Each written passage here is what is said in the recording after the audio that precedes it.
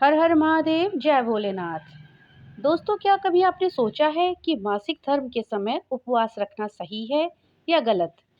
आखिर इस बारे में हमारे धर्मशास्त्र और पुराण क्या कहते हैं? दोस्तों, वैदिक रीति रिवाजों की माने तो मासिक धर्म के दिनों में महिलाओं को धार्मिक कार्यों से दूर रहना चाहिए। उन्हें किसी प्रकार के धार्मिक कार्य नहीं करने चाहिए। आपने हमेशा देखा होगा कि मासिक धर्म के दौरान महिलाओं को मंदिर में जाने या फिर घर के पूजा घर में भी जाने की इजाजत नहीं होती है। मान लीजिए कि नवरात्रि में कुछ व्रत करने के बाद अगर आपका मासिक धर्म आ जाए और अगर आपने करवा चौथ का व्रत कर रखा है और शाम को पूजा से पहले मासिक धर्म आ जाए, तो आप क्या करेंगी? इस स्थिति में व्रत को पूरा किया जाएगा या वहीं पे तोड़ देना उचित होगा? अगर आप पूरा व्रत करेंगे तो उसका फल आपको मिलेगा या नहीं? क्या ऐसी स्थिति में भगवान आपकी पूजा स्वीकार करेंगे? दोस्तों, आज हम इस वीडियो में आपको इसी बारे में बताएंगे। पूरी जानकारी के लिए वीडियो को लास्ट तक देखिएगा। वीडियो अच्छी लगे तो लाइक और ज़्यादा से ज़्यादा शेयर करिएगा। और हाँ, अगर चैनल पे नए आए हैं तो चैनल को सब्सक्राइब करना मत भूलिएगा और अपने विचार हमें कमेंट बॉक्स में लिख करके ज़रूर बताइएगा। दोस्तों, महिलाओं के लिए पीरियड्स का आना अच्छा माना जाता है। ये एक प्राकृतिक क्रिया है जो लगभग हर स्त्री को होती है।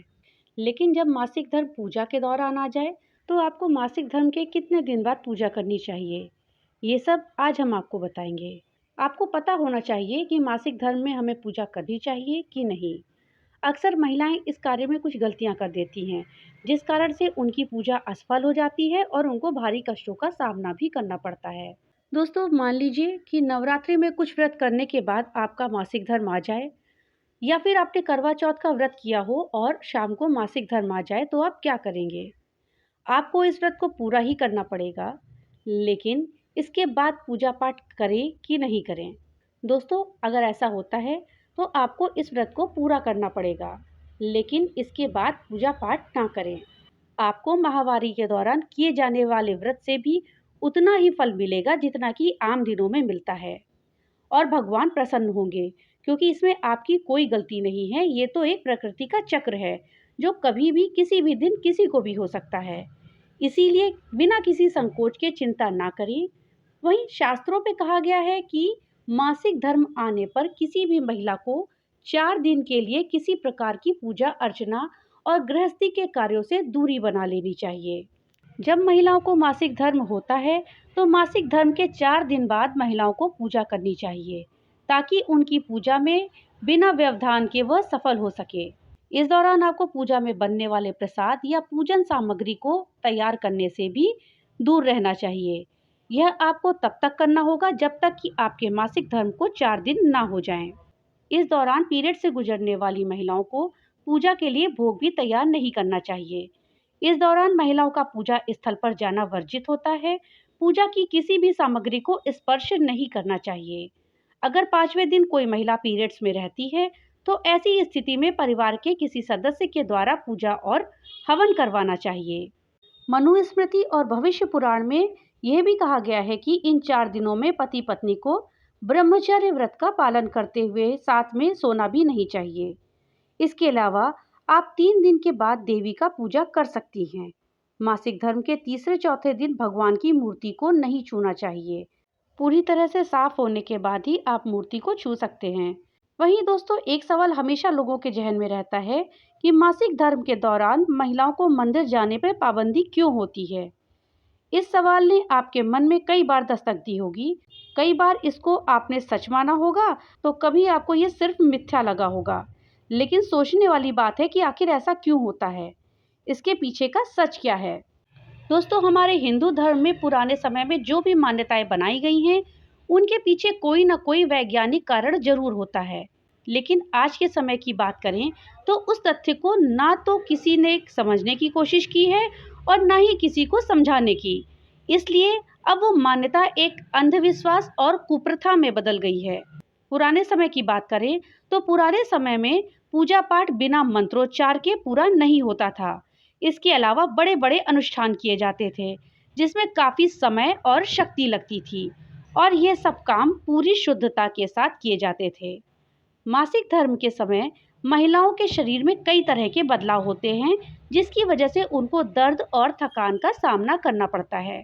ऐसे में महिलाओं के लिए लंबे समय तक बैठ करके मंत्रोच्चारण करना या किसी प्रकार का अनुष्ठान करना संभव नहीं हो पाता था।